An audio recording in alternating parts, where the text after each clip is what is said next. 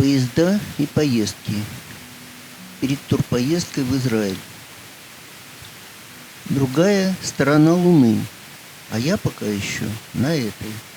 Свою обжитую планету увижу из другой страны. Там тоже жизнь, там бывшие друзья. Я тоже мог бы, как они когда-то. Стою, как будто в чем-то виноватый. Как будто это вовсе и не я. Куда уехали они? Что принесли им эти годы?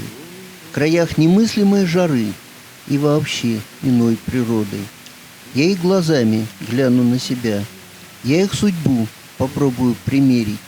Нет, я не собираюсь верить. Я только гляну на ребят. Пусть каждый сам предпочитает, кому и где, а также с кем.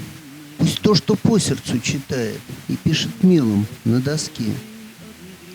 Мы выбираем, кто чем дышит. Как говорил еще Булат, пусть каждый слышит то, что пишет, не ради лайков и наград. Мы все катались понемногу, то за границей, то в райцентр, привычно обратив в дорогу зов за границ и голос цен. Мы выбираем то, что можем. Нас выбирают, что дают. Нас бьют по кошелькам и роже. Враги и власть в родном краю. Они пьют и едят нашу смерть.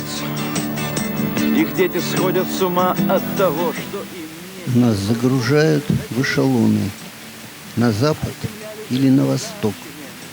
И мы глядим ошеломленно на тех, кто нам навесил срок. Судьба, на стыках громыхая, уносит нас за горизонт. Страна от края и до края на все имеет свой резон. И нам некуда больше бежать. Я не устраиваю сцены, не митингую за сыры. Мне любы нашинские стены, береза, водка и дворы. Но и парижские кварталы, и пляж Испании, и Рим, и все, что там еще осталось, о чем с друзьями говорим. А деньги – это путь к свободе. Бывать всегда, бывать везде, искать на дальнем небосклоне дорогу по своей звезде. Кому она шестиконечна, пришита ниткой на рукав, кому, как штатная дубинка, дана как знак, что вечно прав. Исполненный очей, с ними золотой орел небесный, чей так светил взор незабываемый.